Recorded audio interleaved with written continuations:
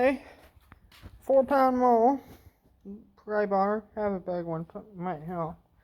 My wood block broke apart, so I used 10 T25 deck screws and I screwed the block together. And that's been working great. I really can't crack out because there's screws all holding it together now. Should have done that from the beginning, but I don't know.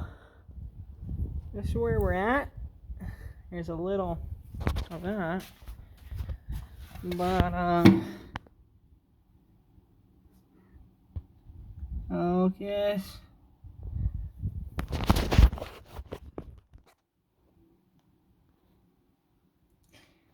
Not really coming out. Might have to get a press. Or I was thinking about using these walls and put a thing here and then something so that part can go through. I'll use like a porta power and push against that wall. It'll be against this wall and it'll push out like that. Maybe. But I don't know. I don't know if that'll really work. But yeah. So that's what's new.